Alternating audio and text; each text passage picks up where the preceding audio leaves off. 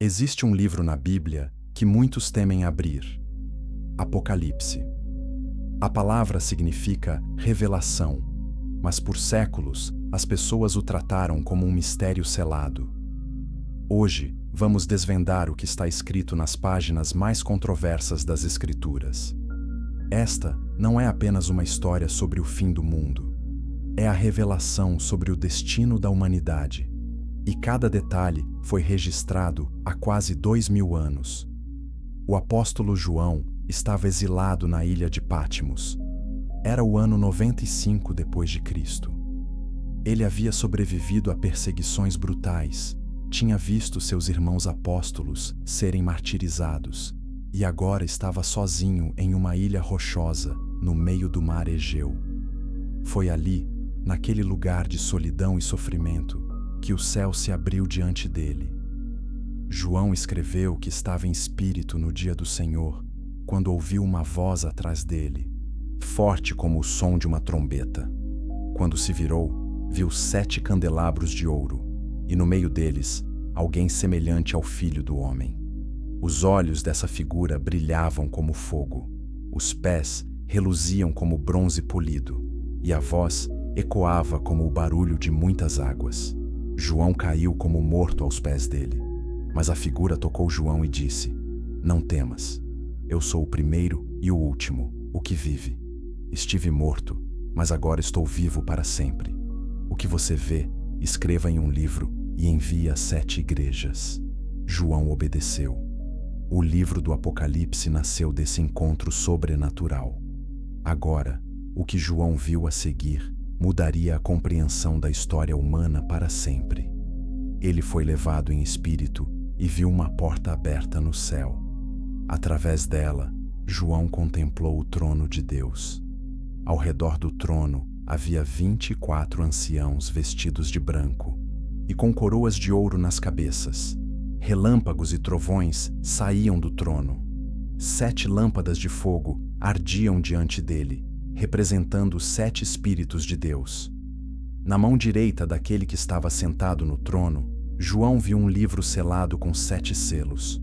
Um anjo forte proclamou em alta voz: "Quem é digno de abrir o livro e quebrar seus selos?" Ninguém no céu, na terra ou debaixo da terra podia abrir o livro. João começou a chorar, porque ninguém era digno. Mas então, um dos anciãos disse: "Não chores. Eis que o leão da tribo de Judá, a raiz de Davi, venceu para abrir o livro e seus 7 selos." João olhou e viu um cordeiro que parecia ter sido morto. Ele tinha 7 chifres e 7 olhos. O cordeiro se aproximou e tomou o livro da mão daquele que estava sentado no trono. Quando o cordeiro pegou o livro, os 24 anciãos caíram diante dele.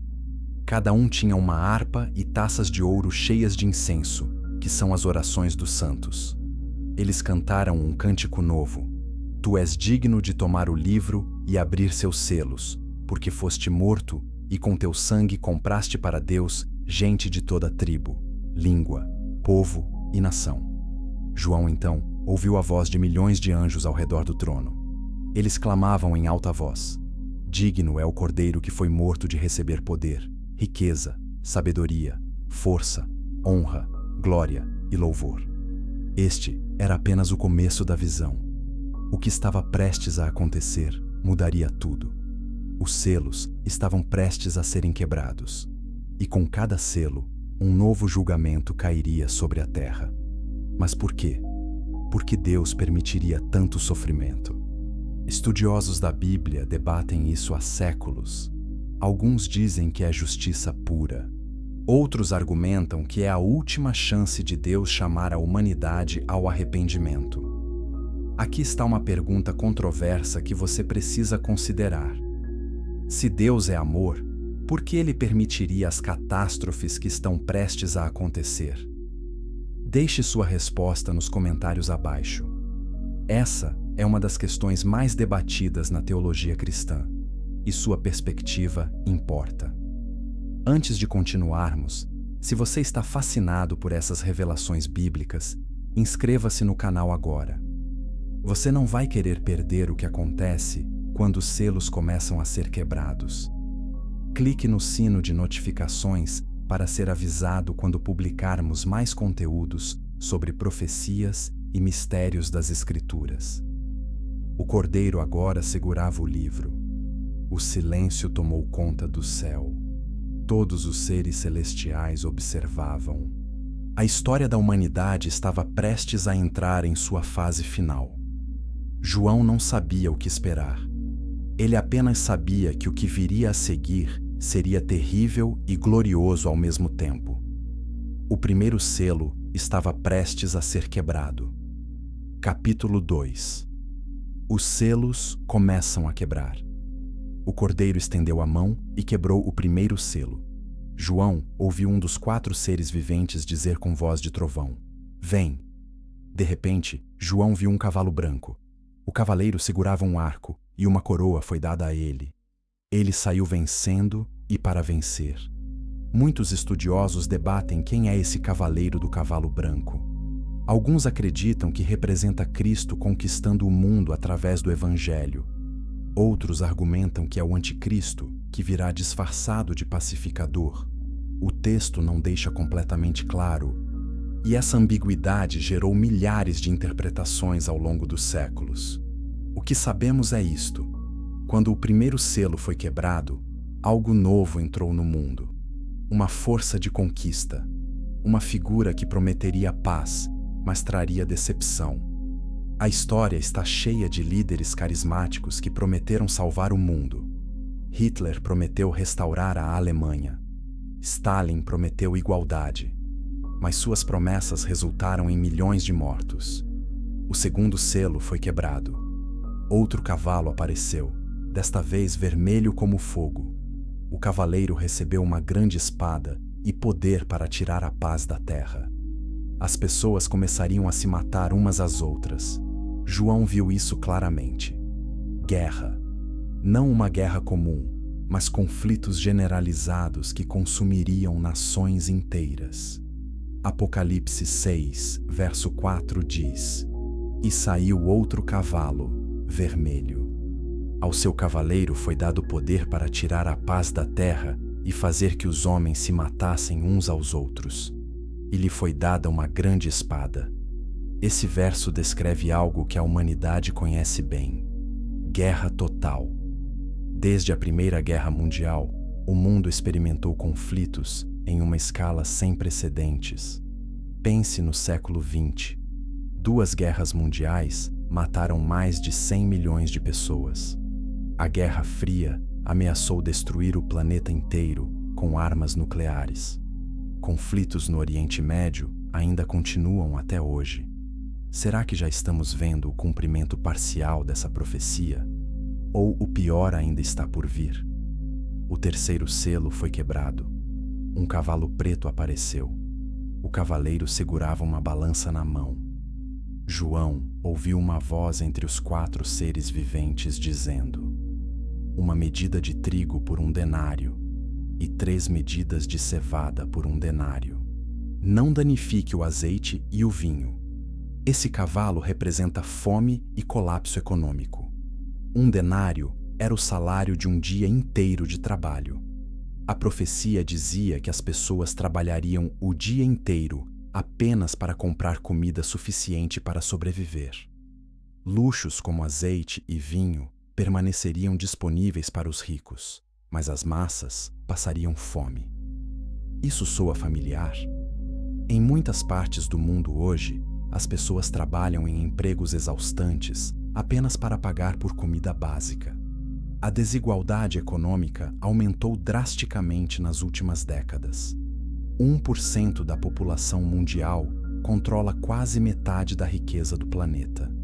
Enquanto isso, milhões de crianças dormem com fome todas as noites. Organizações humanitárias estimam que 9 milhões de pessoas morrem de fome a cada ano.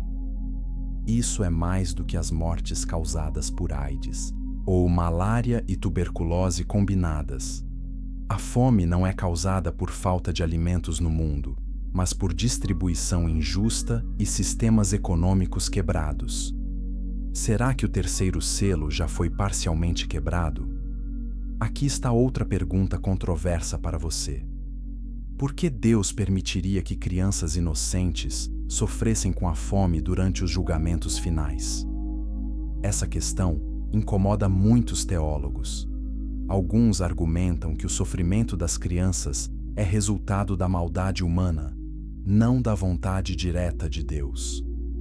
Outros acreditam que Deus tem um propósito que não podemos entender completamente. Se você está gostando desse mergulho profundo no Apocalipse, deixe um like neste vídeo agora. Isso ajuda mais pessoas a descobrirem essas verdades bíblicas essenciais. E compartilhe com seus amigos e familiares que também precisam entender o que está escrito nas profecias. O quarto selo estava prestes a ser quebrado, e o que João viu a seguir foi mais aterrorizante do que tudo até aquele momento. Quando o cordeiro abriu o quarto selo, João ouviu a voz do quarto ser vivente dizendo: "Vem." João olhou e viu um cavalo amarelo pálido, da cor de um cadáver. O cavaleiro se chamava Morte, e o Hades o seguia de perto. Eles receberam autoridade sobre um quarto da terra para matar pela espada, pela fome, pelas pragas e pelos animais selvagens. Um quarto da terra. Pense nisso. A população mundial hoje é de cerca de 8 bilhões de pessoas. Um quarto seria 2 bilhões de mortes. Essa é uma escala de destruição inimaginável. Nenhuma guerra na história humana chegou perto desse número. A peste negra no século XIV matou cerca de 200 milhões de pessoas, aproximadamente metade da população da Europa na época. A gripe espanhola de 1918 matou 50 milhões. A Segunda Guerra Mundial resultou em 70 a 85 milhões de mortes. Mas 2 bilhões? Isso exigiria uma catástrofe de proporções apocalípticas literais. Alguns estudiosos acreditam que essa profecia se cumprirá através de uma combinação de fatores: guerra nuclear, pandemias globais, colapso de sistemas de alimentos e água e desastres naturais. Outros interpretam os números de forma simbólica, representando uma grande porção da humanidade sem significar literalmente 25% exatamente. O livro de Ezequiel, capítulo 14, verso 21, menciona os 4 julgamentos terríveis de Deus: espada, fome, animais selvagens e pragas. O Apocalipse ecoa essas mesmas pragas, mas em escala global. Isso não é coincidência. O Antigo Testamento está repleto de avisos sobre o julgamento final que viria sobre toda a terra. Mas o que vem a seguir nos revela algo surpreendente sobre o caráter de Deus. Capítulo 3. O Cavaleiro da Fome e da Morte. Os primeiros 4 selos liberaram os 4 cavaleiros do Apocalipse. Esses cavaleiros se tornaram alguns dos símbolos mais reconhecidos da cultura ocidental. Eles aparecem em filmes, livros, pinturas e música. Mas por que esses 4? O que eles representam juntos? Conquista, guerra, fome e morte. Esses 4 sempre andam juntos na história humana. Um conquistador inicia uma guerra. A guerra destrói fazendas e infraestrutura. Isso leva à fome. A fome resulta em doenças e morte em massa. É um ciclo que se repetiu inúmeras vezes ao longo dos séculos. Napoleão conquistou grande parte da Europa. Suas guerras mataram cerca de 6 milhões de pessoas e devastaram economias inteiras. A fome seguiu suas campanhas militares. Alexandre, o Grande, conquistou territórios da Grécia até a Índia, mas seus exércitos deixaram destruição e fome em seu rastro. Gengis Khan construiu o maior império contíguo da história, mas estima-se que 40 milhões de pessoas morreram durante suas conquistas. A profecia do Apocalipse não está inventando algo novo. Ela está revelando o padrão que a humanidade segue quando rejeita a Deus. Esses cavaleiros são a consequência natural da escolha humana pela violência, ganância e poder em vez de amor, justiça e paz. Aqui está uma verdade que muitos pregadores evitam mencionar. Grande parte do sofrimento no Apocalipse não é causado diretamente por Deus, mas pelas escolhas humanas. Os cavaleiros são liberados, mas são os humanos que empunham as espadas, criam as injustiças econômicas e destroem o meio ambiente. Deus está permitindo que a humanidade colha o que plantou. Romanos 1 verso 24 a 28 descreve como Deus entrega às pessoas as consequências de suas escolhas quando elas persistentemente o rejeitam. Por isso Deus os entregou à impureza sexual, para a degradação dos seus corpos entre si. O Apocalipse é, em parte, esse princípio aplicado em escala global. Mas João ainda não tinha visto tudo. Havia mais 3 selos para serem quebrados. E o que estava dentro desses selos revelaria uma dimensão completamente diferente da realidade. O 5º selo estava prestes a ser aberto. João não estava preparado para o que veria a seguir. Quando o Cordeiro abriu o 5º selo, João não viu cavaleiros ou catástrofes na terra. Em vez disso, ele viu algo no céu. Debaixo do altar celestial, João viu as almas dos que haviam sido mortos por causa da palavra de Deus e do testemunho que mantinham. Essas eram as almas dos mártires, cristãos que haviam sido executados por sua fé. João conhecia muitos deles pessoalmente. Ele havia visto Tiago, irmão de Jesus, ser apedrejado até a morte em Jerusalém. Pedro foi crucificado de cabeça para baixo em Roma. Paulo foi decapitado. Milhares de cristãos foram queimados vivos, jogados a leões no Coliseu ou torturados até a morte durante as perseguições romanas. As almas clamavam em alta voz: "Até quando, ó soberano, santo e verdadeiro, esperarás para julgar os habitantes da terra e vingar o nosso sangue?" Essa é uma das passagens mais controversas do Apocalipse. Os mártires no céu estavam pedindo vingança? Como isso se encaixa com o ensino de Jesus de perdoar os inimigos? Estudiosos têm perspectivas diferentes. Alguns argumentam que essas almas não estavam pedindo vingança pessoal, mas clamando por justiça divina. Há uma diferença entre vingança e justiça. Vingança é pessoal e desproporcional. Justiça é imparcial e restauradora. Os mártires estavam perguntando quando Deus finalmente faria justiça na terra. Outros teólogos apontam que essas almas já estavam no céu, transformadas e sem os desejos pecaminosos da carne. O seu clamor por justiça não era egoísta, mas um reflexo do próprio caráter justo de Deus. O mal não pode ficar impune para sempre. Eventualmente, a justiça deve prevalecer. Uma túnica branca foi dada a cada um deles, e lhes foi dito que esperassem um pouco mais, até que se completasse o número de seus conservos e irmãos que deveriam ser mortos como eles foram. Essa resposta é perturbadora. Mais mártires viriam. Mais cristãos morreriam por sua fé antes do fim. A perseguição aos cristãos continua hoje. De acordo com a organização Portas Abertas, mais de 360 milhões de cristãos vivem em países onde sofrem perseguição severa. A cada ano, milhares são mortos por causa de sua fé. Na Coreia do Norte, possuir uma Bíblia pode resultar em pena de morte. No Oriente Médio e em partes da África, cristãos são sequestrados, escravizados ou executados por grupos extremistas. As túnicas brancas dadas aos mártires simbolizam pureza e vitória. Apocalipse 7, verso 14, diz que eles lavaram suas vestes e as alvejaram no sangue do Cordeiro. O sangue de Cristo os purificou. Seu sacrifício não foi em vão. Eles estão agora na presença de Deus, aguardando a ressurreição final. Deixe um comentário compartilhando sua opinião. Você acredita que a perseguição aos cristãos aumentará antes do fim dos tempos? Essa é uma questão que afeta milhões de pessoas ao redor do mundo hoje. Se você ainda não se inscreveu no canal, faça isso agora. Estamos apenas começando a desvendar os mistérios mais profundos do Apocalipse.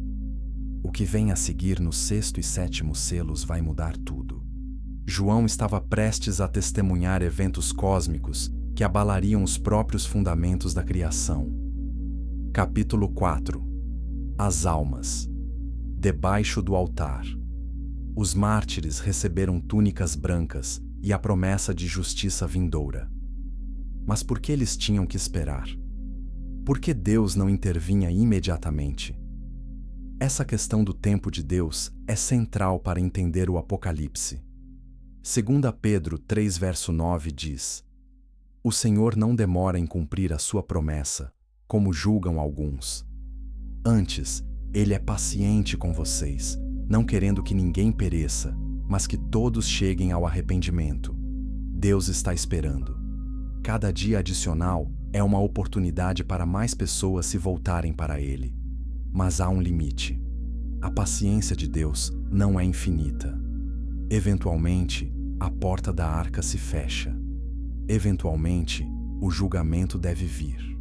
O 6º selo representava esse momento de transição entre a paciência e a justiça. Quando o Cordeiro abriu o 6º selo, houve um grande terremoto. O sol ficou negro como tecido de crina negra. Toda a lua se tornou vermelha como sangue, e as estrelas do céu caíram sobre a terra como figos verdes caem da figueira, quando sacudida por um vento forte. João estava descrevendo uma catástrofe cósmica. O céu se recolheu como um pergaminho sendo enrolado, e todas as montanhas e ilhas foram removidas de seus lugares. Essa linguagem ecoa as profecias do Antigo Testamento sobre o dia do Senhor. Isaías 13, verso 10 diz: As estrelas do céu e suas constelações não mostrarão a sua luz. O sol nascente escurecerá, e a lua não fará brilhar a sua luz. Joel 2, verso 31 declara: O sol se tornará em trevas e a lua em sangue, antes que venha o grande e terrível dia do Senhor. Alguns interpretam essas descrições literalmente. Eles acreditam que eventos astronômicos reais ocorrerão: erupções solares massivas, impactos de asteroides, ou até distúrbios no campo magnético da Terra que fariam o céu parecer se enrolar. Outros veem linguagem apocalíptica simbólica que representa colapso total da ordem estabelecida. Historicamente, eclipses e eventos astronômicos incomuns eram vistos como presságios de mudança política ou divina. Quando Júlio César foi assassinado, relatos romanos mencionam escurecimento do sol. Quando Jerusalém foi destruída em 70 d.C., o historiador judeu Joséfo registrou sinais no céu. Mas o que João viu a seguir revela quem estava realmente no controle desses eventos. Os reis da terra, os príncipes, os generais, os ricos, os poderosos, todos os escravos e todos os livres se esconderam em cavernas e entre as rochas das montanhas. Eles gritavam às montanhas e às rochas: Caiam sobre nós e escondam-nos da face daquele que está assentado no trono e da ira do Cordeiro, pois chegou o grande dia da ira deles. Quem poderá suportar? Essa é uma das descrições mais vívidas do terror que tomará conta da humanidade quando finalmente reconhecerem que Deus é real e que o julgamento chegou. Reis e escravos, ricos e pobres, todos igualmente aterrorizados. O poder, o dinheiro e o status não oferecem proteção contra a ira de Deus. A frase, a ira do Cordeiro, é paradoxal. Cordeiros são símbolos de mansidão e sacrifício. Como um cordeiro pode ter ira? Isso revela a natureza dual de Cristo. Ele veio primeiro como um cordeiro sacrificial, manso e humilde. mas ele retornará como o leão de Judá, executando julgamento. Hebreus 10, verso 31 avisa: horrível coisa é cair nas mãos do Deus vivo. Muitas pessoas veem Deus apenas como amor e misericórdia, mas a Bíblia também fala de sua santidade e justiça. Um Deus que não julga o mal não é realmente justo. Aqui está uma pergunta controversa que raramente é discutida nas igrejas. Se todos eventualmente enfrentarão a ira de Deus, por que não vivemos com mais urgência? Por que tantos cristãos vivem como se o julgamento fosse apenas uma metáfora distante? Deixe sua reflexão nos comentários. Curta este vídeo se essas verdades estão impactando você. Quanto mais pessoas engajarem, mais o algoritmo mostrará esse conteúdo para outras pessoas que precisam ouvir essas mensagens. Mas havia uma pausa antes do 7º selo, e durante essa pausa, João viu algo que trouxe esperança no meio do julgamento. Capítulo 5. As trombetas soam nos céus. Antes que o 7º selo fosse aberto, João viu 4 anjos nos 4 cantos da terra, segurando os 4 ventos para que nenhum vento soprasse sobre a terra, nem sobre o mar, nem sobre árvore alguma. Então, ele viu outro anjo subindo do oriente, tendo o selo do Deus vivo. Ele clamou em alta voz aos 4 anjos: não danifiquem a terra, nem o mar, nem as árvores, até que selemos as testas dos servos do nosso Deus. Quem eram esses servos sendo selados? João ouviu o número: 144.000 de todas as tribos de Israel, 12.000 de cada uma das 12 tribos. Esse número gerou inúmeras interpretações e controvérsias ao longo dos séculos. As testemunhas de Jeová afirmam que apenas 144.000 pessoas irão para o céu, enquanto outros viverão em uma terra paradisíaca. A maioria dos estudiosos bíblicos rejeita essa interpretação. Eles apontam que o número é claramente simbólico, representando a plenitude do povo de Deus, tanto judeus quanto gentios. 12 é o número das tribos de Israel e também dos apóstolos. 12, multiplicado por 12.000, simboliza a totalidade do povo redimido de Deus. Alguns acreditam que esses são literalmente 144.000 judeus que se converterão durante a tribulação e se tornarão evangelistas poderosos. Outros veem isso como representando todos os crentes verdadeiros que serão protegidos espiritualmente durante o julgamento. O selo na testa é significativo. Mais tarde, no Apocalipse, os seguidores da besta receberão uma marca na testa ou na mão direita. O selo de Deus marca seus filhos como pertencentes a Ele. Esse selo não é físico, mas espiritual, representando a habitação do Espírito Santo. Efésios 1, verso 13 diz: tendo nele também crido, fostes selados com o Espírito Santo da promessa. 2 Coríntios 1, verso 22 declara: ele nos selou e nos deu o Espírito em nossos corações como garantia. O selo protege, identifica e garante a propriedade. Depois disso, João viu uma grande multidão que ninguém podia contar, de todas as nações, tribos, povos e línguas, em pé diante do trono e diante do Cordeiro. Eles vestiam vestes brancas e seguravam palmas em suas mãos, e clamavam em alta voz: a salvação pertence ao nosso Deus, que se assenta no trono, e ao Cordeiro. Essa multidão incontável é diferente dos 144.000. Eles representam todos os redimidos de toda a história humana. João perguntou a um dos anciãos quem eram esses vestidos de branco. A resposta foi: estes são os que vieram da grande tribulação. Lavaram suas vestes e as alvejaram no sangue do Cordeiro. A expressão lavar vestes no sangue parece contraditória. Sangue mancha, não limpa. Mas espiritualmente, o sangue de Cristo purifica de todo o pecado. 1 João 1, verso 7 promete: o sangue de Jesus, seu Filho, nos purifica de todo pecado. Esse é o paradoxo central da fé cristã. Vida através da morte, limpeza através do sangue, vitória através do sacrifício. A grande multidão estava agora servindo a Deus dia e noite em seu templo, e aquele que está assentado no trono estenderia sobre eles o seu tabernáculo. Nunca mais terão fome, nunca mais terão sede. O sol não cairá sobre eles, nem calor algum, pois o Cordeiro que está no centro do trono será o seu pastor. Ele os guiará às fontes das águas da vida, e Deus enxugará dos seus olhos toda lágrima. Essa promessa de consolo é poderosa. Cada lágrima enxugada, cada fome saciada, cada sede satisfeita.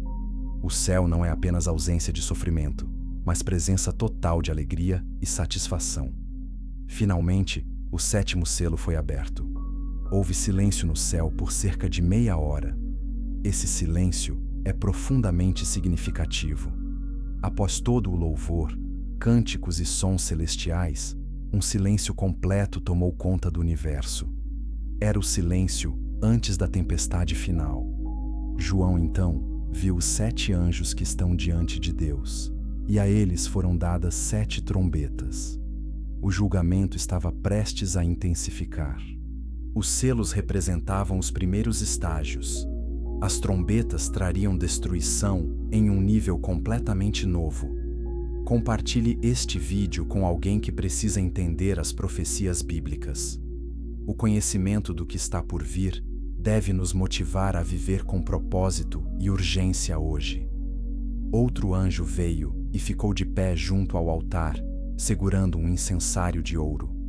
Foram-lhe dados muitos incensos para oferecer com as orações de todos os santos sobre o altar de ouro diante do trono. A fumaça do incenso subiu da mão do anjo com as orações dos santos diante de Deus. Nossas orações são ouvidas. Elas sobem diante do trono como incenso. Mesmo quando parece que Deus está silencioso, Ele está ouvindo. Cada oração dos santos através dos séculos foi guardada no céu.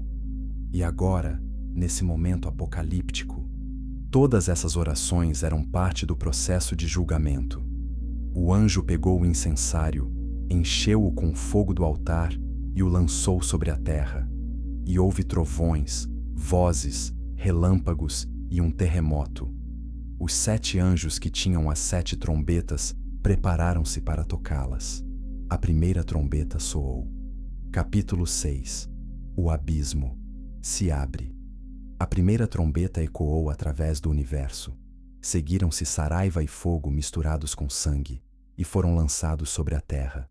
1/3 da terra foi queimado, 1/3 das árvores foi queimado, e toda a relva verde foi queimada. João estava testemunhando destruição ecológica em massa, florestas em chamas, campos devastados, o verde da criação transformado em cinzas. Isso soa como incêndios florestais modernos, amplificados 1000 vezes. Nos últimos anos, vimos incêndios devastadores na Austrália, Califórnia, Amazônia e Sibéria. Bilhões de animais morreram. Milhões de hectares viraram carvão. Mas isso era apenas 1/3. 2/3 da terra ainda permaneciam. Deus estava medindo seu julgamento, ainda dando à humanidade chance de se arrepender. A segunda trombeta soou. Algo como uma grande montanha ardendo em fogo foi lançado no mar. 1/3 do mar se tornou sangue. 1/3 das criaturas vivas do mar morreu. E 1/3 das embarcações foi destruído. Estudiosos debatem o que seria essa montanha ardente. Alguns sugerem um asteroide ou cometa colidindo com o oceano. Um impacto desse tipo causaria tsunamis massivos, destruição costeira generalizada e envenenamento das águas do mar. Outros veem isso como descrição simbólica de um poder político ou militar caindo e causando caos. Historicamente, há montanhas nas profecias bíblicas frequentemente simbolizam reinos ou impérios. Jeremias 51, verso 25, chama a Babilônia de montanha destruidora. Quando essa montanha cai no mar, representa um império causando devastação às nações representadas pelas águas. Mas e se for literal? A NASA monitora objetos próximos à Terra que poderiam potencialmente colidir com nosso planeta.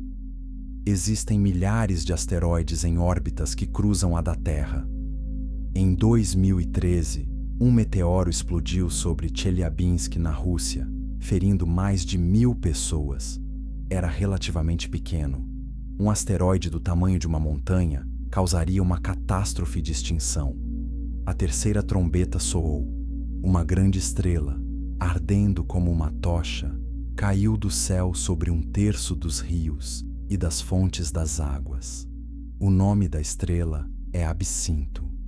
1/3 das águas se tornou amargo, e muitas pessoas morreram pela água que se havia tornado amarga. Absinto é uma planta que produz um óleo amargo. Em pequenas quantidades, era usada medicinalmente, mas em grandes doses é tóxica.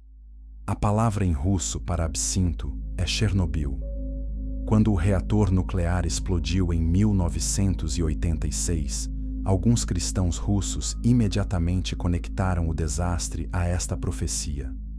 A explosão de Chernobyl contaminou rios e fontes de água em uma vasta região. Radiação se espalhou pela Europa. Milhares morreram diretamente, e estimativas sugerem que dezenas de milhares mais desenvolveram cânceres devido à exposição. As águas literalmente se tornaram mortais. Foi isso o cumprimento desta profecia? Ou apenas um prenúncio de algo ainda maior por vir? A maioria dos estudiosos acredita que Chernobyl foi, na melhor das hipóteses, um cumprimento parcial ou simbólico. A verdadeira profecia ainda aguarda cumprimento completo durante a tribulação final. A quarta trombeta soou. 1/3 do Sol foi atingido, 1/3 da Lua e 1/3 das estrelas, de forma que 1/3 deles escureceu. 1/3 do dia ficou sem luz, e também 1/3 da noite. Escuridão. Não total, mas significativa. Isso poderia resultar de nuvens de cinzas vulcânicas, poeira de impactos de asteroides ou guerra nuclear. A explosão de Krakatoa em 1883 lançou tanta cinza na atmosfera que as temperaturas globais caíram e o céu permaneceu escurecido por meses. Uma guerra nuclear global criaria um inverno nuclear. A fumaça de cidades em chamas bloquearia a luz do sol. As temperaturas cairiam drasticamente. As colheitas falhariam. A fome se seguiria. Essa é uma das razões pelas quais o relógio do Apocalipse, mantido pelo Boletim de Cientistas Atômicos, está mais próximo da meia-noite do que nunca. Se você está percebendo como essas profecias antigas se conectam com ameaças modernas, deixe um like e inscreva-se agora. Precisamos entender esses sinais dos tempos. Então, João viu e ouviu uma águia voando pelo meio do céu, dizendo em alta voz: Ai, ai, ai dos que habitam sobre a terra, por causa dos restantes sons da trombeta dos 3 anjos que ainda vão tocar. 3 ais. As primeiras 4 trombetas foram terríveis, mas eram apenas o começo. Os próximos 3 julgamentos seriam muito piores. A águia estava anunciando que o sobrenatural estava prestes a invadir o natural de forma inimaginável. A 5ª trombeta soou. João viu uma estrela que havia caído do céu à terra. A estrela foi dada a chave do poço do abismo. Quando ela abriu o abismo, subiu fumaça dele como a fumaça de uma grande fornalha. O sol e o céu escureceram por causa da fumaça do abismo. Essa estrela não era um objeto astronômico, era um ser. Muitos estudiosos identificam isso como Satanás, ou um anjo caído de alta patente. Isaías 14, verso 12 diz: Como caíste do céu, ó estrela da manhã, filho da alva. Lucas 10, verso 18 registra Jesus dizendo: Eu vi Satanás cair do céu como relâmpago. O abismo é o lugar de confinamento dos demônios. Lucas 8, verso 31, registra demônios implorando a Jesus para não os enviar ao abismo. Apocalipse 9, verso 2, descreve esse abismo sendo aberto. O que estava preso lá estava prestes a ser liberado. Da fumaça vieram gafanhotos sobre a terra, e foi-lhes dado poder como o poder que tem os escorpiões da terra. Esses não eram gafanhotos comuns. Eles tinham aparência de cavalos preparados para a batalha. Nas suas cabeças havia como que coroas de ouro. Os seus rostos eram como rostos humanos. Tinham cabelos como cabelos de mulheres, e os seus dentes eram como dentes de leões. João estava descrevendo criaturas demoníacas. Elas tinham couraças como couraças de ferro, e o som das suas asas era como o som de carros de muitos cavalos correndo para a batalha. Tinham caudas como escorpiões e ferrões, e nas caudas tinham poder para atormentar as pessoas por 5 meses. Essas criaturas não podiam matar, apenas atormentar. Foi-lhes ordenado que não fizessem dano à relva da terra, nem a qualquer coisa verde, nem a árvore alguma, mas somente as pessoas que não tinham o selo de Deus na testa. Os servos selados de Deus estavam protegidos.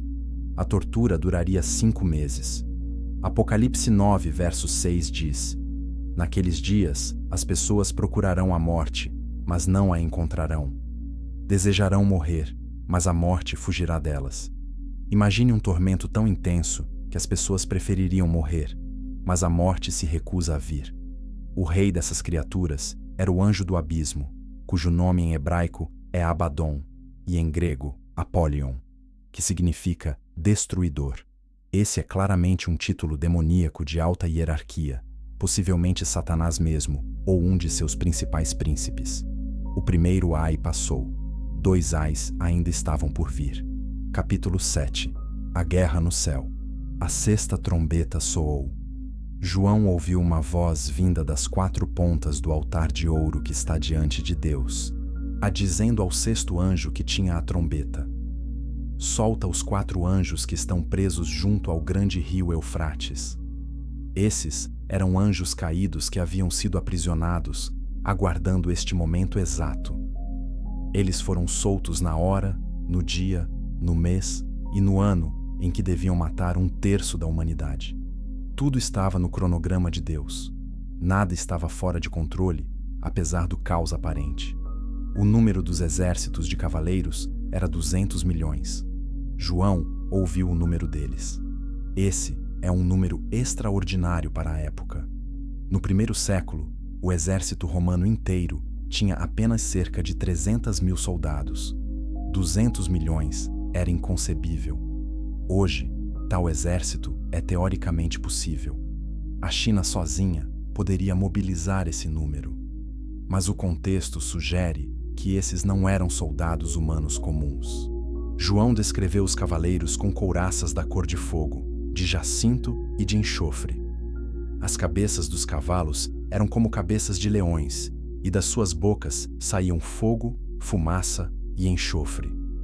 1/3 da humanidade foi morto por essas 3 pragas: o fogo, a fumaça e o enxofre que saíam das suas bocas.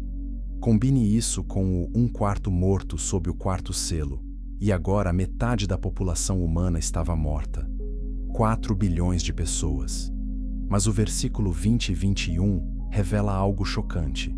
O resto da humanidade, que não foi morto por essas pragas, não se arrependeu das obras das suas mãos. Não pararam de adorar demônios e ídolos de ouro, prata, bronze, pedra e madeira, que não podem ver, nem ouvir, nem andar.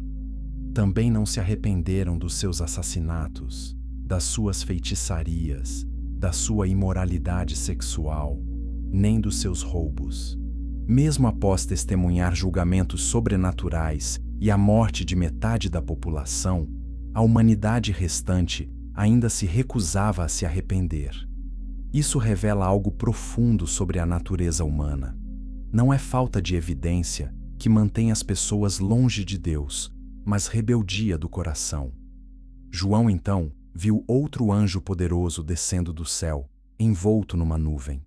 Havia um arco-íris acima da sua cabeça. O seu rosto era como o sol, e as suas pernas eram como colunas de fogo. Ele segurava um livrinho aberto na mão. Colocou o pé direito sobre o mar e o esquerdo sobre a terra, e deu um alto brado, como o rugido de um leão. Quando ele gritou, os 7 trovões falaram. João estava prestes a escrever o que os trovões disseram, mas ouviu uma voz do céu: mantenha em segredo as coisas que os 7 trovões disseram, e não as escreva. Existem mistérios nas profecias que Deus escolheu não revelar completamente. Deuteronômio 29, verso 29 diz: as coisas encobertas pertencem ao Senhor nosso Deus, mas as reveladas pertencem a nós e aos nossos filhos para sempre. Nem tudo foi revelado, e isso é intencional. O anjo levantou a mão direita para o céu e jurou por aquele que vive para todo o sempre, que criou o céu e tudo o que nele há, a terra e tudo o que nela há, e o mar e tudo o que nele há. Não haverá mais demora. Nos dias da voz do 7º anjo, quando ele estiver para tocar a trombeta, cumprir-se-á o mistério de Deus, assim como ele o anunciou aos seus servos, os profetas. O tempo estava se esgotando. O mistério que havia sido anunciado através de todos os profetas estava prestes a se cumprir. Esse mistério é o plano completo de redenção de Deus para a criação. João recebeu ordem de pegar o livrinho da mão do anjo. O anjo disse: pegue-o e coma-o. Ele será amargo no seu estômago, mas na sua boca será doce como mel. João pegou o livrinho e o comeu. Era doce como mel na boca, mas quando o comeu, o estômago ficou amargo. A palavra de Deus é doce porque traz verdade e esperança, mas também é amarga porque revela julgamento e sofrimento. Jeremias experimentou isso. Ezequiel também. Ser porta-voz de Deus é um privilégio doce, mas a mensagem frequentemente traz peso amargo. João recebeu então uma vara para medir o templo de Deus, o altar e aqueles que nele adoram. Mas não meça o pátio exterior, pois ele foi dado aos gentios. Eles pisarão a cidade santa durante 42 meses.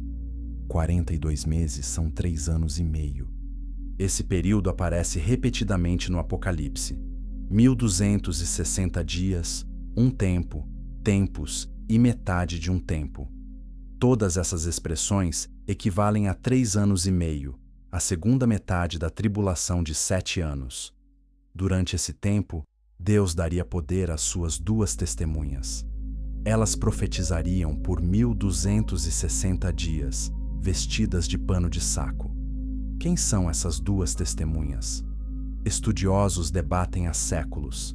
Alguns acreditam que são Moisés e Elias, porque os poderes descritos se assemelham aos deles: fechar o céu para que não chova, transformar águas em sangue e trazer pragas. Outros sugerem Elias e Enoque, porque ambos foram levados ao céu sem experimentar a morte física, e a Bíblia diz que está destinado ao homem morrer uma só vez. Essas testemunhas terão poder para destruir seus inimigos com fogo que sai de suas bocas. Quando terminarem seu testemunho, a besta que sobe do abismo travará guerra contra elas, e as vencerá e matará. Seus corpos ficarão na praça da grande cidade, que figuradamente se chama Sodoma e Egito, onde também o Senhor deles foi crucificado. Jerusalém é a cidade onde Jesus foi crucificado. Chamá-la de Sodoma e Egito revela sua condição espiritual caída. Os habitantes da terra se alegrarão pela morte das testemunhas e até trocarão presentes, porque esses 2 profetas haviam atormentado os que habitam na terra. Mas após 3 dias e meio, o fôlego de vida da parte de Deus entrou nelas. Elas se levantaram e grande temor sobreveio aos que as viram. Uma voz alta do céu disse: subam para cá. e elas subiram ao céu numa nuvem, à vista dos seus inimigos. Naquela mesma hora, houve um forte terremoto, e 1/10 da cidade caiu. 7.000 pessoas morreram no terremoto, e os sobreviventes ficaram aterrorizados e deram glória ao Deus do céu. Finalmente, alguns se arrependeram. Enfrentar a ressurreição sobrenatural das testemunhas quebrou a dureza de alguns corações. Isso mostra que, mesmo no meio do julgamento, Deus está buscando salvar aqueles que se voltarão para Ele. Compartilhe este vídeo com alguém que precisa entender essas verdades proféticas urgentes. Cada dia que passa nos aproxima desses eventos. A 7ª trombeta estava prestes a soar. Capítulo 8. A besta e o falso profeta. O 7º anjo tocou a trombeta, e houve altas vozes no céu que diziam: O reino do mundo se tornou de nosso Senhor e do seu Cristo, e ele reinará para todo sempre. Os 24 anciãos que estavam assentados em seus tronos diante de Deus prostraram-se sobre seus rostos e adoraram a Deus. Essa é uma declaração profética do que está garantido, não necessariamente do que já aconteceu. O reino de Deus viria, mas primeiro mais julgamentos precisavam cair. O templo de Deus no céu foi aberto, e ali foi vista a arca da sua aliança. Houve relâmpagos, vozes, trovões, um terremoto e uma grande saraivada. João então viu um sinal no céu: uma mulher vestida do sol, com a lua debaixo dos seus pés e uma coroa de 12 estrelas sobre a cabeça. Ela estava grávida e gritava de dor, pois estava para dar à luz. Então apareceu outro sinal no céu: um grande dragão vermelho com 7 cabeças, 10 chifres e 7 coroas sobre as cabeças. O dragão é identificado mais tarde como Satanás. As 7 cabeças e 10 chifres representam poder político completo. Sua cauda arrastou 1/3 das estrelas do céu e as lançou na terra. Esse é o evento descrito em Isaías e Ezequiel, quando Satanás se rebelou e levou 1/3 dos anjos com ele. O dragão parou em frente à mulher que estava para dar à luz, para devorar o seu filho, no momento em que nascesse. Ela deu à luz um filho, um varão que governará todas as nações com cetro de ferro. A criança foi arrebatada para Deus e para o seu trono. Esse filho é claramente Jesus Cristo. Apocalipse 19, verso 15, diz que ele governará as nações com cetro de ferro. A mulher representa Israel, de onde o Messias veio. As 12 estrelas são as 12 tribos. A lua debaixo dos pés e o sol como veste representam glória e autoridade. Quando Jesus nasceu, Herodes tentou matá-lo, enviando soldados para massacrar todos os meninos em Belém menores de 2 anos.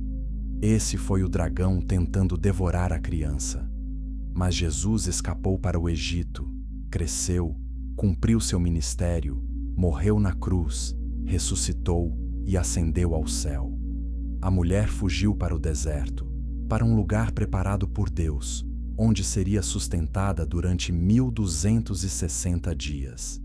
Israel será protegido durante a segunda metade da tribulação. Muitos acreditam que o lugar no deserto é Petra, a antiga cidade rochosa na Jordânia. Então, houve guerra no céu. Miguel e seus anjos lutaram contra o dragão, e o dragão e os seus anjos revidaram. Mas eles não prevaleceram, e não foi mais encontrado lugar para eles no céu. O grande dragão foi lançado fora. Ele é a antiga serpente chamada Diabo ou Satanás, que engana o mundo todo. Ele e os seus anjos foram lançados à terra. Essa batalha no céu resulta em Satanás sendo permanentemente expulso da presença de Deus. Atualmente, Jó 1 e Apocalipse 12 sugerem que Satanás ainda tem algum acesso para acusar os crentes diante de Deus. Mas após essa guerra, ele é confinado apenas à terra. Uma voz alta no céu proclamou: agora vieram a salvação, o poder, o reino do nosso Deus e a autoridade do seu Cristo, pois foi expulso o acusador dos nossos irmãos, que os acusa diante do nosso Deus, dia e noite. Eles o venceram pelo sangue do Cordeiro e pela palavra do testemunho que deram. Não amaram tanto a própria vida que recuassem diante da morte. Esse é o testemunho dos mártires. Eles venceram Satanás não através de poder militar, mas através da fé no sangue de Cristo e disposição de morrer por essa fé. Essa é uma verdade radical. A fraqueza aparente da cruz é, na verdade, o maior poder do universo. Mas a voz também advertiu: ai da terra e do mar, pois o diabo desceu até vocês. Ele está cheio de fúria, pois sabe que lhe resta pouco tempo. Satanás, sabendo que tem apenas 3 anos e meio restantes antes de Cristo retornar, desencadeará toda a sua fúria sobre a terra. Quando o dragão viu que havia sido lançado à terra, perseguiu a mulher que dera à luz o filho homem. Mas foram dadas à mulher as 2 asas da grande águia, para que ela pudesse voar para o lugar que lhe havia sido preparado no deserto, onde seria sustentada por um tempo, tempos e metade de um tempo, longe da vista da serpente. Israel será protegido sobrenaturalmente. O dragão lançou da sua boca água como um rio atrás da mulher para arrastá-la com a torrente. Mas a terra ajudou a mulher, abrindo a boca e engolindo o rio que o dragão havia lançado. Então, o dragão irou-se contra a mulher e saiu para guerrear contra o restante da sua descendência, os que obedecem aos mandamentos de Deus e se mantêm fiéis ao testemunho de Jesus. Esses são cristãos gentios que viverão durante a tribulação. Satanás os perseguirá ferozmente, mas sua fé permanecerá firme mesmo diante de martírio. João, então, viu uma besta saindo do mar. Ela tinha 10 chifres e 7 cabeças, com 10 coroas sobre os chifres, e em cada cabeça um nome de blasfêmia. A besta que vi era semelhante a um leopardo, mas tinha pés como os de urso e boca como a de leão. O dragão deu à besta o seu poder, o seu trono e grande autoridade. Essa besta é o Anticristo, o líder político final que governará o mundo. Daniel 7 descreveu 4 bestas representando 4 impérios: Babilônia, leão, Medo-Pérsia, urso, Grécia, leopardo e Roma, besta terrível. A besta do Apocalipse combina todas as 3 primeiras, sugerindo que o império do Anticristo incorporará características de todos os impérios anteriores. Uma das cabeças da besta parecia ter sofrido um ferimento mortal, mas o ferimento mortal foi curado. O mundo todo ficou maravilhado e seguiu a besta. Essa ferida mortal e cura pode ser literal ou simbólica. Alguns acreditam que o Anticristo será literalmente assassinado e Satanás o ressuscitará em uma imitação da ressurreição de Cristo. As pessoas adoraram o dragão porque ele havia dado autoridade à besta, e também adoraram a besta dizendo: quem é semelhante à besta? Quem pode guerrear contra ela? Esse será o culto global ao Anticristo. A humanidade adorará abertamente Satanás através de seu representante. Foi dada à besta uma boca para falar palavras arrogantes e blasfêmias, e lhe foi dada autoridade para agir durante 42 meses. Ela abriu a boca para blasfemar contra Deus, para difamar o seu nome e o seu tabernáculo, os que habitam no céu. Foi-lhe dado poder para guerrear contra os santos e vencê-los. Foi-lhe dada autoridade sobre toda tribo, povo, língua e nação. Todos os habitantes da terra a adorarão, todos cujos nomes não estão escritos no livro da vida do Cordeiro, que foi morto desde a criação do mundo. Seus nomes estão no livro da vida? Essa é a pergunta mais importante. Se este conteúdo está impactando você, curta agora e inscreva-se no canal. Essas verdades precisam alcançar mais pessoas antes que seja tarde demais. A João viu outra besta subindo da terra. Ela tinha 2 chifres como cordeiro, mas falava como dragão. Essa é a besta da terra, também conhecida como o falso profeta. Ela exercia toda a autoridade da primeira besta em nome dela, e fazia a terra e seus habitantes adorarem a primeira besta. O falso profeta realizará grandes sinais, até fazendo descer fogo do céu à terra, à vista dos homens. Por causa dos sinais que lhe foi permitido realizar em nome da primeira besta, ela enganou os habitantes da terra. Capítulo 9. As taças da ira divina. O falso profeta ordenou aos habitantes da terra que fizessem uma imagem em honra da besta que fora ferida pela espada e ainda assim reviveu. Foi-lhe dado poder para dar fôlego à imagem da primeira besta, de modo que ela podia falar e fazer que fossem mortos todos os que se recusassem a adorar a imagem. Essa imagem falante pode ser uma estátua animada por poder demoníaco ou tecnologia avançada como inteligência artificial. Independentemente do método, o resultado é claro: adoração forçada sob pena de morte. Isso ecoa Nabucodonosor, forçando todos a se curvarem diante de sua estátua de ouro, sob a ameaça da fornalha ardente. A segunda besta também fez com que todos, pequenos e grandes, ricos e pobres, livres e escravos, recebessem uma marca na mão direita ou na testa, para que ninguém pudesse comprar ou vender, a não ser quem tivesse a marca, que é o nome da besta ou o número do seu nome. Isso requer sabedoria. Aquele que tem entendimento, calcule o número da besta, pois é número de homem. Esse número é 666. A marca da besta. Poucos símbolos do Apocalipse geraram mais especulação.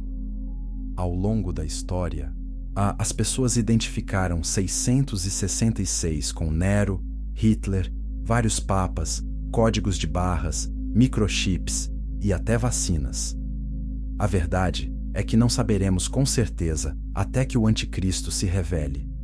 O que sabemos é o seguinte: receber a marca será uma escolha consciente de adorar a besta. Não será algo acidental. Estará ligado à adoração e lealdade, não apenas transações econômicas. Aqueles que recusarem a marca não poderão comprar ou vender, levando a perseguição severa. Apocalipse 14, verso 9 e 11 avisa: se alguém adorar a besta e a sua imagem e receber a sua marca na testa ou na mão, também beberá do vinho do furor de Deus. Essa pessoa será atormentada com fogo e enxofre. Receber a marca resulta em condenação eterna. Não há arrependimento após aceitar a marca. João, então, viu o Cordeiro em pé sobre o monte Sião, e com ele 144.000 que tinham o nome dele e o nome de seu pai escrito na testa. Esses são os que foram redimidos dentre os homens e ofertados como primícias a Deus e ao Cordeiro. Não se encontrou mentira alguma em suas bocas. São imaculados. João viu outro anjo voando pelo meio do céu. Ele tinha o evangelho eterno para proclamar aos que habitam sobre a terra, a toda nação, tribo, língua e povo. Mesmo durante o julgamento final, Deus ainda está oferecendo salvação. O evangelho eterno será pregado. Um segundo anjo seguiu dizendo: Caiu a grande Babilônia, que fez todas as nações beberem do vinho da fúria da sua prostituição. Babilônia representa o sistema mundial de religião falsa, comércio corrompido e poder político opressor. Sua queda será completa. Um terceiro anjo o seguiu, dizendo em alta voz: se alguém adorar a besta e a sua imagem e receber a sua marca na testa ou na mão, também beberá do vinho do furor de Deus. Esse aviso foi dado antes que as pessoas fizessem suas escolhas finais. Ninguém poderá dizer que não foi avisado. João, então, viu uma nuvem branca, e assentado sobre a nuvem, alguém semelhante a um filho de homem, com uma coroa de ouro na cabeça e uma foice afiada na mão. Outro anjo saiu do templo, clamando: Tome a sua foice e faça a colheita, pois a hora de colher chegou e a seara da terra está madura. Essa é a ceifa do julgamento. Aquele que estava assentado na nuvem passou a foice pela terra, e a terra foi ceifada.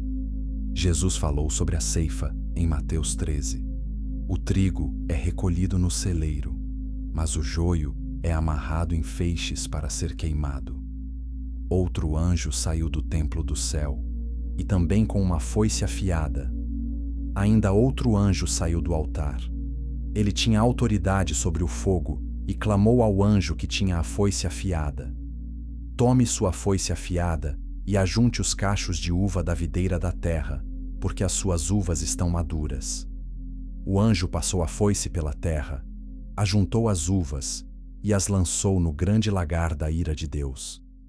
Elas foram pisadas no lagar fora da cidade, e correu sangue do lagar, chegando até os freios dos cavalos, numa distância de 1.600 estádios. 1.600 estádios são aproximadamente 300 quilômetros. Essa é a distância de Dan, no norte, até Berseba, no sul de Israel. O vale de Josafá e a planície de Megido serão os locais da batalha final. O sangue fluirá tão profundamente que chegará aos freios dos cavalos. Essa linguagem gráfica descreve a magnitude do derramamento de sangue no Armagedon. Não é metafórico. Será uma carnificina real quando os exércitos do mundo se reunirem para lutar contra Cristo e forem destruídos. João viu no céu outro sinal, grande e maravilhoso: 7 anjos com as 7 últimas pragas, pois com elas se completa a ira de Deus. Ele viu algo parecido com um mar de vidro misturado com fogo, e de pé, junto ao mar, os que haviam vencido a besta, a sua imagem e o número do seu nome. Eles seguravam harpas que lhes haviam sido dadas por Deus e cantavam o cântico de Moisés e o cântico do Cordeiro. Grandes e maravilhosas são as tuas obras, Senhor Deus Todo-Poderoso. Justos e verdadeiros são os teus caminhos, ó Rei das Nações. Quem não te temerá, ó Senhor? Quem não glorificará o teu nome? Pois tu somente és santo. Os 7 anjos saíram do templo, vestidos de linho puro e resplandecente, com cintos de ouro ao redor do peito. Um dos 4 seres viventes deu aos 7 anjos 7 taças de ouro, cheias da ira de Deus, que vive para todo o sempre. O templo ficou cheio de fumaça vinda da glória de Deus e do seu poder, e ninguém podia entrar no templo até que se completassem as 7 pragas dos 7 anjos. Essa é a ira final e completa de Deus. As taças serão derramadas rapidamente, uma após a outra, sem pausa para arrependimento. Ouvi uma forte voz que vinha do templo e dizia aos 7 anjos: Vão e derramem sobre a terra as 7 taças da ira de Deus. O primeiro anjo foi e derramou a sua taça sobre a terra, e abriram-se feridas malignas e dolorosas naqueles que tinham a marca da besta e adoravam a sua imagem. As pessoas que aceitaram a marca agora sofreriam fisicamente por sua escolha. O segundo anjo derramou a sua taça no mar, e este se transformou em sangue como de um morto, e morreu toda criatura que vivia no mar. Anteriormente, 1/3 do mar havia se tornado sangue. Agora, todo o mar estava morto. O terceiro anjo derramou a sua taça nos rios e nas fontes das águas, e eles se transformaram em sangue. Toda a água doce agora estava contaminada. O anjo responsável pelas águas disse: Tu és justo nestes teus julgamentos, tu que és e que eras, o Santo, pois eles derramaram o sangue dos teus santos e dos teus profetas, e tu lhes deste sangue para beber, como eles merecem. Essa é justiça retributiva. Aqueles que derramaram o sangue dos mártires agora só têm sangue para beber. ouvi o altar responder: Sim, Senhor Deus Todo-Poderoso. A verdadeiros e justos são os teus juízos.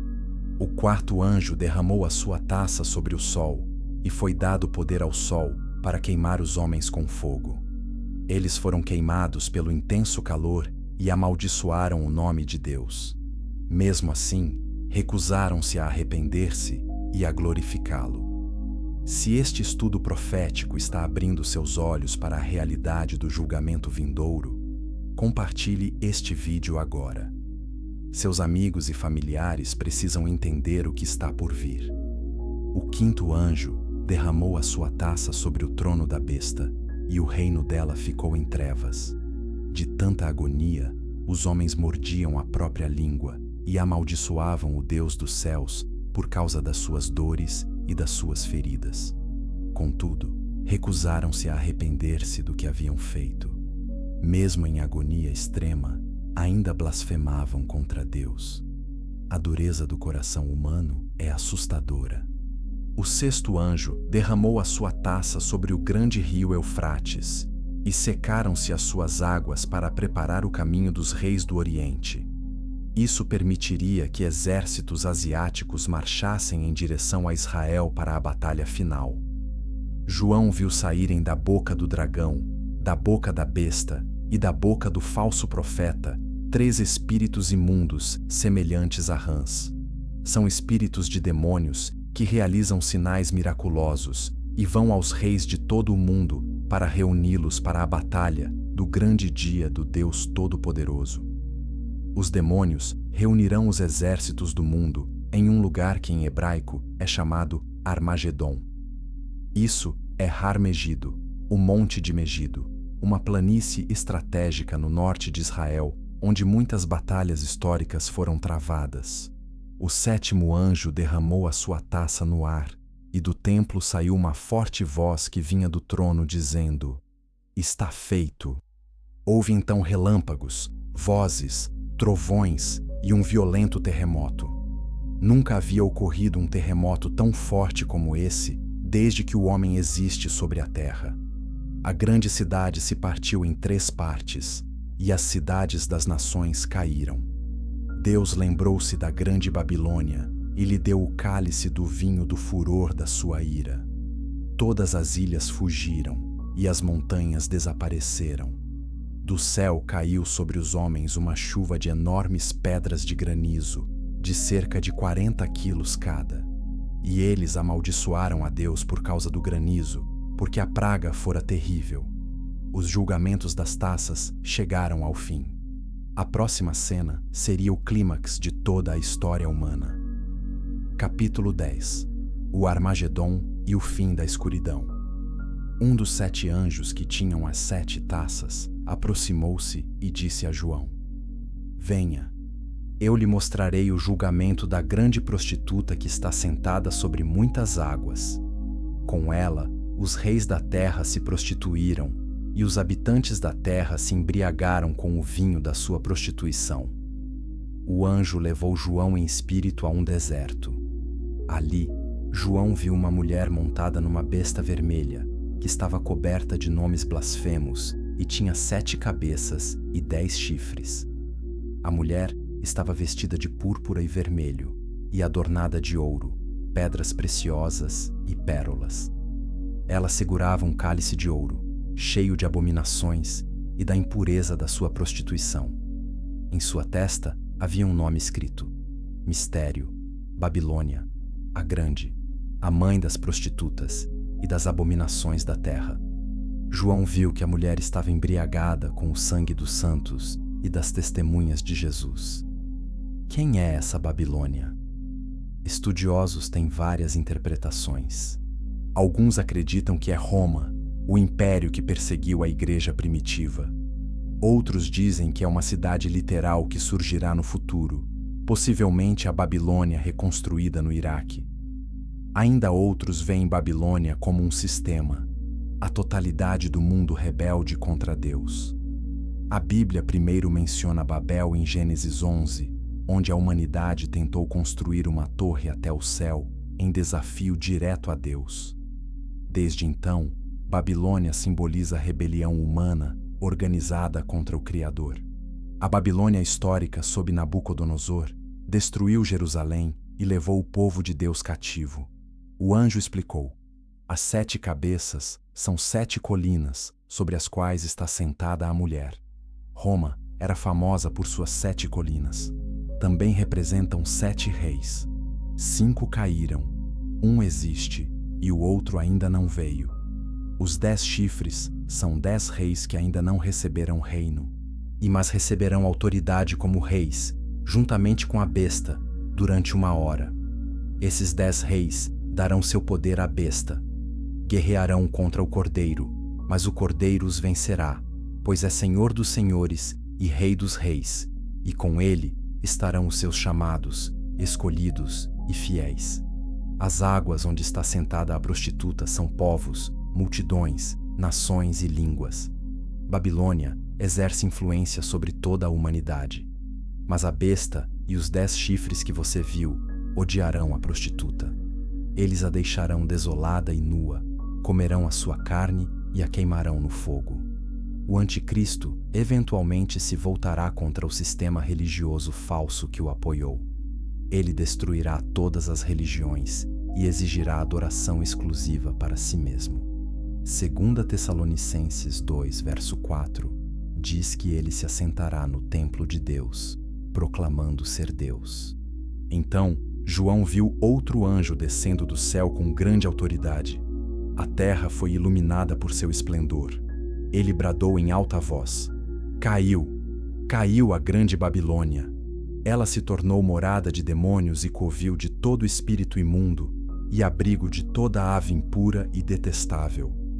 Uma voz do céu disse: Saiam dela, povo meu, para que vocês não participem dos seus pecados, para que as pragas que vão cair sobre ela não os atinjam.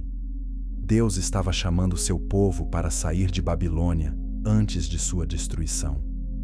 Os mercadores da terra chorarão e se lamentarão por causa dela, porque ninguém mais compra as suas mercadorias.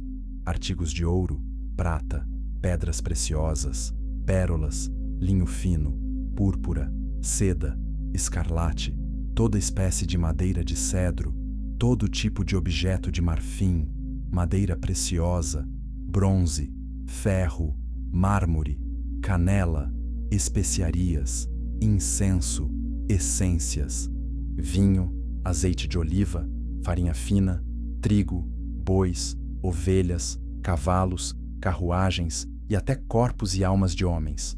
Tráfico humano, escravidão. A Babilônia comercializa até com almas humanas. Esse sistema econômico global está fundamentado na exploração das pessoas mais vulneráveis. Em um só dia vieram as suas pragas: morte, tristeza e fome. Ela será consumida pelo fogo, pois poderoso é o Senhor Deus que a julga. Os reis da terra que se prostituíram com ela e participaram do seu luxo haverão ser consumida pelo fogo e chorarão por ela. Os navios mercantes ficaram à distância gritando: Ai, ai da grande cidade, ó Babilônia, cidade poderosa, pois em uma só hora chegou a tua condenação.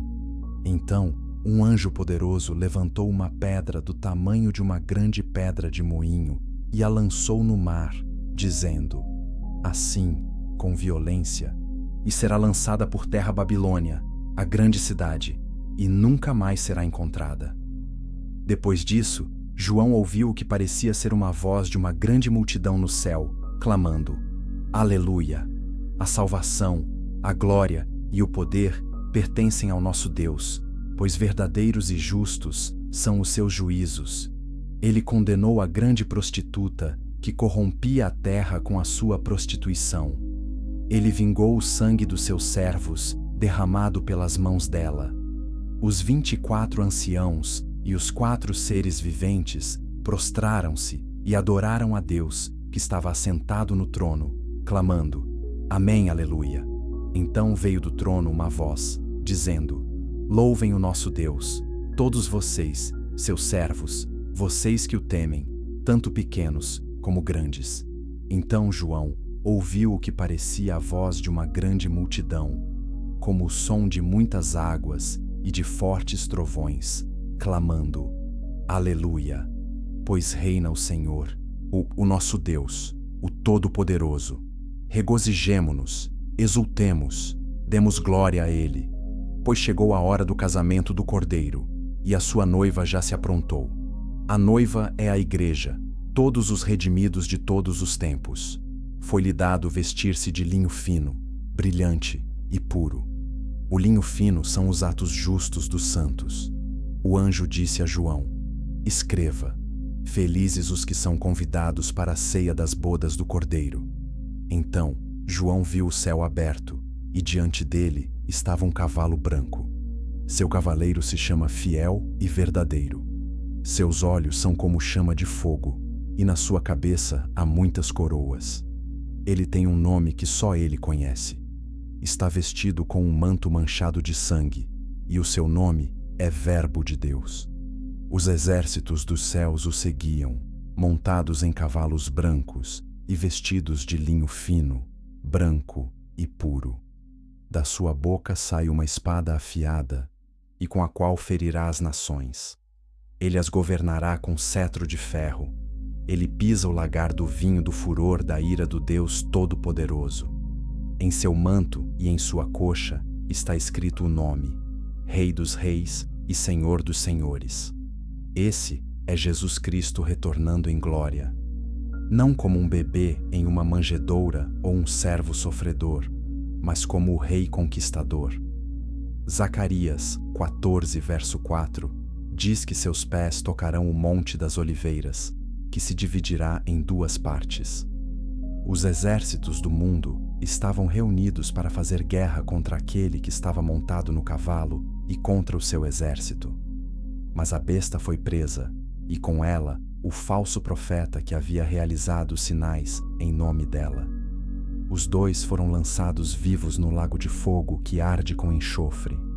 Os demais foram mortos com a espada que saía da boca daquele que estava montado no cavalo.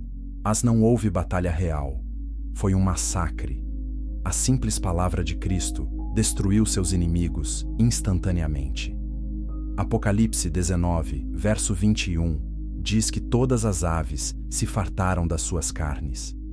Se essas revelações proféticas estão despertando algo em você, inscreva-se agora e ative o sino para não perder os próximos vídeos.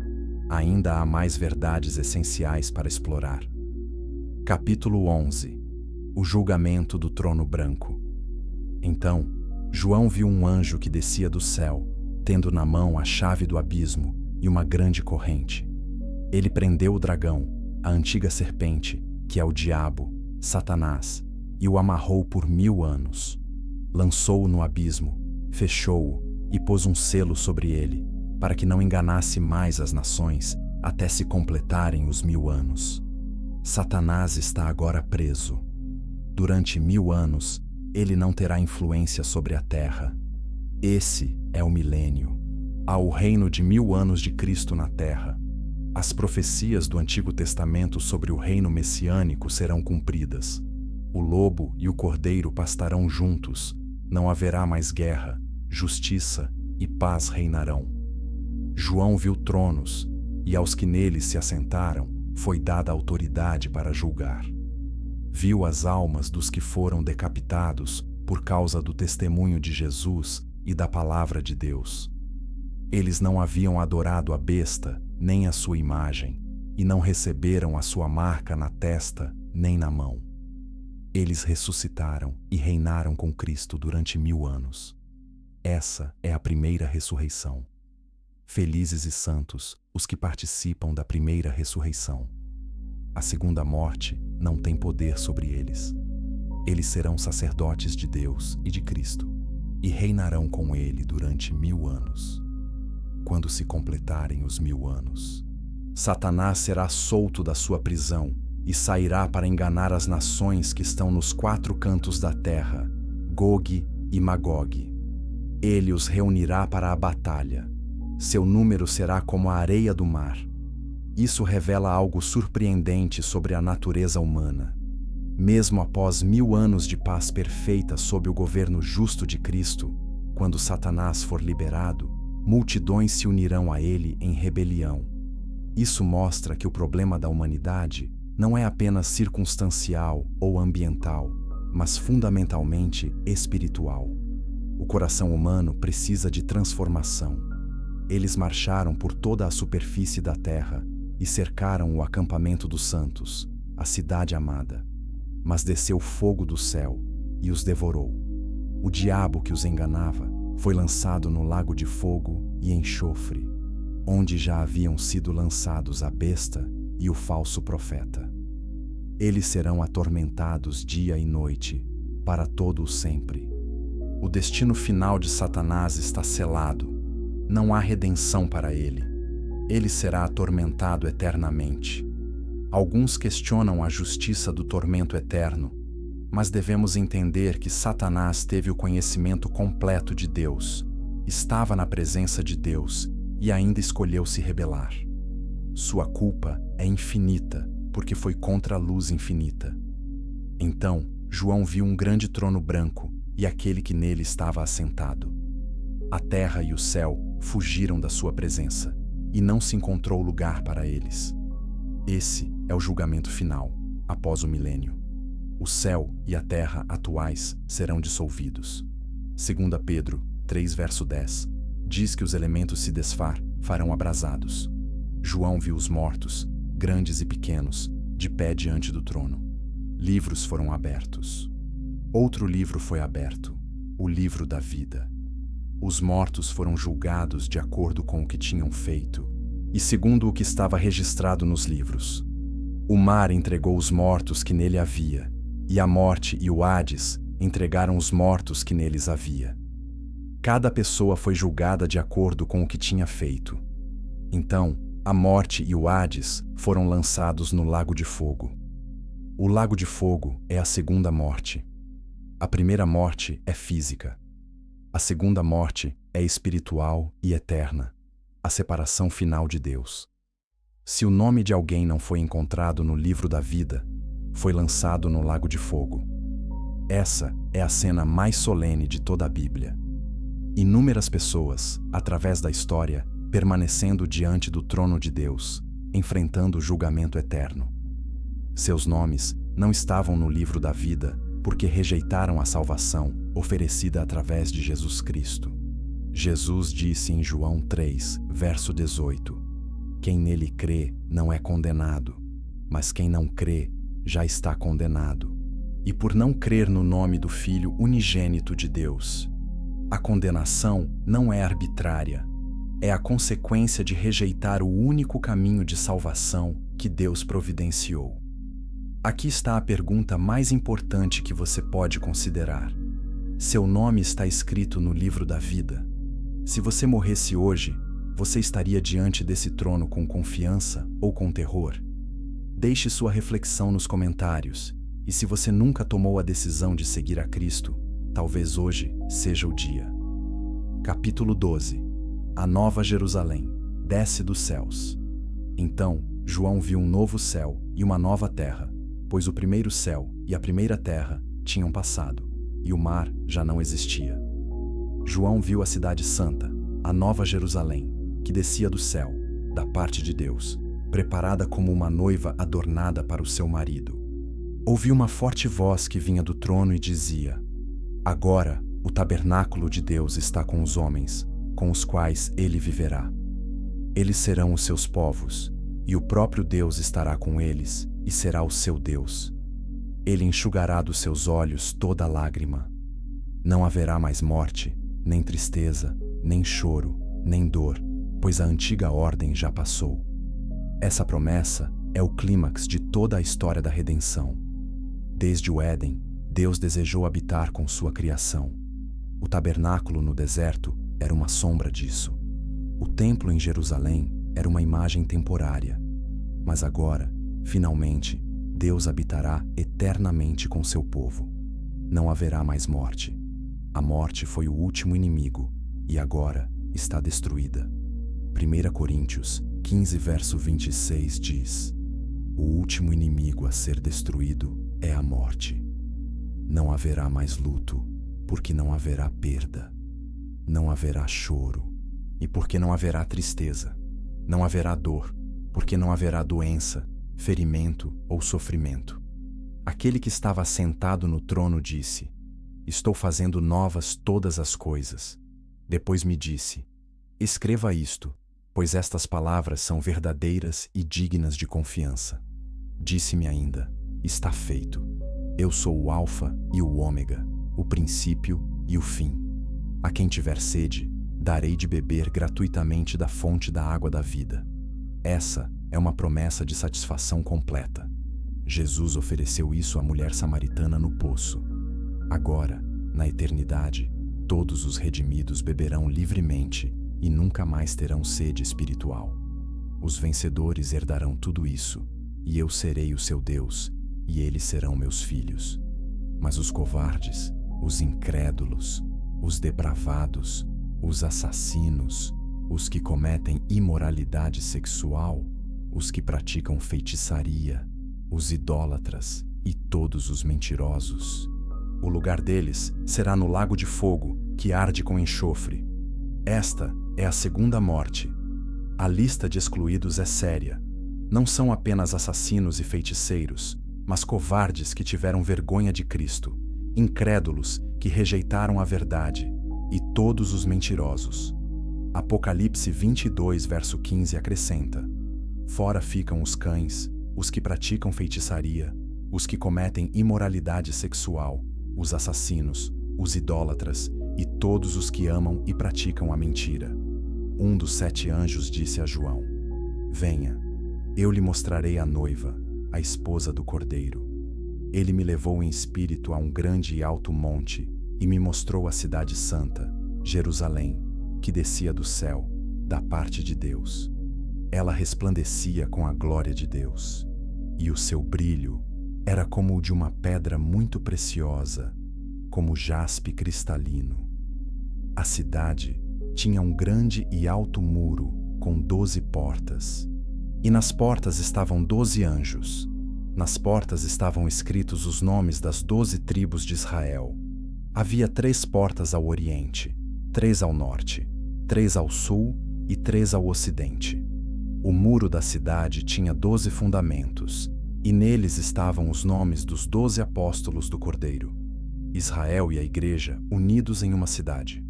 As 12 tribos e os 12 apóstolos. Judeus e gentios juntos. Efésios 2, verso 14, diz que Cristo derrubou a parede de separação. Agora, na eternidade, há uma só família de Deus. O anjo que falava com João tinha uma vara de medir feita de ouro para medir a cidade, as suas portas e o seu muro. A cidade era quadrada. Seu comprimento era igual à sua largura. O anjo mediu a cidade com a vara.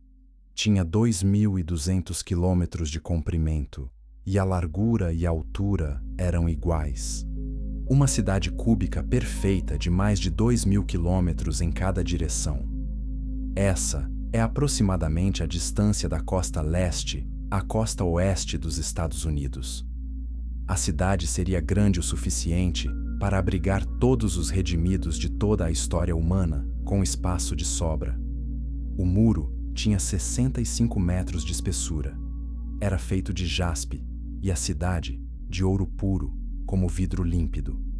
Os fundamentos do muro da cidade estavam adornados com todo tipo de pedras preciosas: jaspe, safira, calcedônia, esmeralda, sardônica, sárdio, crisólito, berilo, topázio, crisópraso, jacinto e ametista. As 12 portas eram 12 pérolas, cada porta feita de uma única pérola. A rua principal da cidade era de ouro puro, como vidro transparente. João não viu templo algum na cidade, pois o Senhor Deus Todo-Poderoso e o Cordeiro são o seu templo. Isso é significativo. No Antigo Testamento, o templo era onde Deus habitava. As pessoas iam ao templo para encontrar a Deus. Mas na Nova Jerusalém, não há necessidade de templo porque Deus está em todo lugar. Sua presença permeia toda a cidade. A cidade não precisa de sol nem de lua para brilharem sobre ela, pois a glória de Deus a ilumina, e o Cordeiro é a sua candeia. As nações andarão em sua luz, e os reis da terra lhe trarão a sua glória. Suas portas jamais se fecharão de dia, pois ali não haverá noite. A glória e a honra das nações lhe serão trazidas. Nada impuro jamais entrará nela, nem ninguém que pratique o que é vergonhoso ou enganoso, mas unicamente aqueles cujos nomes estão escritos no livro da vida do Cordeiro. Então, o anjo mostrou a João o rio da água da vida, claro como cristal, e que saía do trono de Deus e do Cordeiro e fluía pelo meio da rua principal da cidade. De cada lado do rio estava a árvore da vida, que frutifica 12 vezes por ano, uma vez por mês, e as folhas da árvore servem para a cura das nações. A árvore da vida, perdida no Éden, agora está restaurada. Gênesis 3, verso 22 a 24, descreve como Deus impediu Adão e Eva de comer da árvore da vida após o pecado. Agora, a maldição foi removida e a árvore está acessível novamente. Já não haverá maldição nenhuma. O trono de Deus e do Cordeiro estará na cidade, e os seus servos o servirão. Eles verão a sua face, e o seu nome estará em suas testas. Não haverá mais noite. Eles não precisarão de luz de candeia, nem da luz do sol, pois o Senhor Deus os iluminará. E eles reinarão para todo o sempre. Ver a face de Deus. Êxodo 33, verso 20, disse que nenhum ser humano pode ver a face de Deus e viver.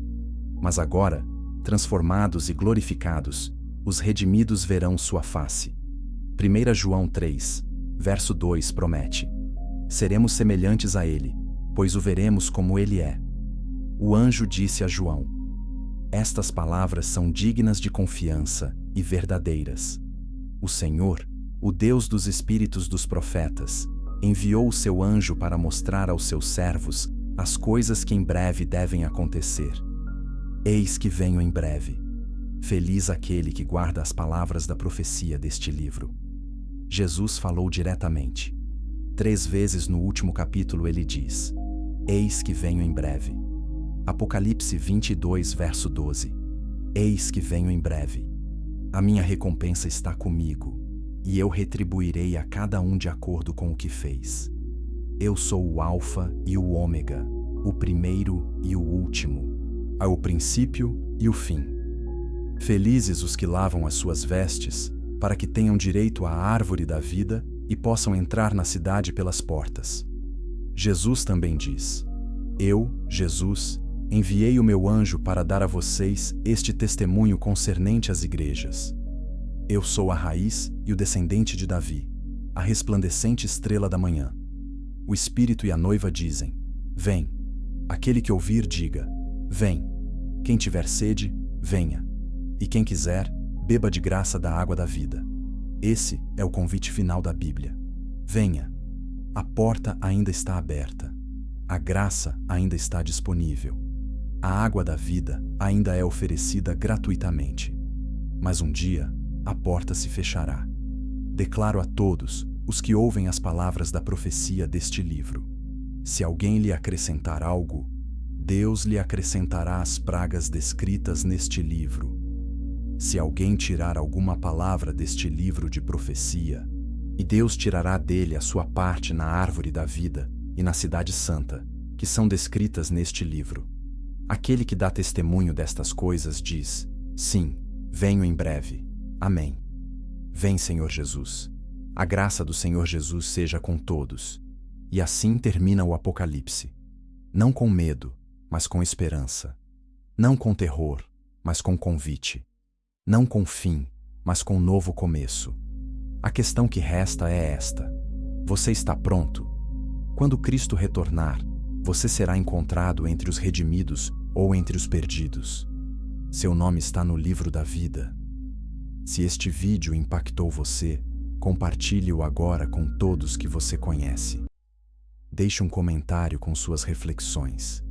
Inscreva-se no canal para mais estudos proféticos profundos. E, acima de tudo, tome a decisão mais importante de sua vida hoje. Siga a Jesus Cristo antes que seja tarde demais. O tempo está se esgotando. Os sinais estão ao nosso redor. O Apocalipse não é apenas um livro sobre o futuro distante. É um chamado urgente para hoje. Venha. A porta ainda está aberta, mas ela não ficará aberta para sempre. Maranata, o Senhor vem.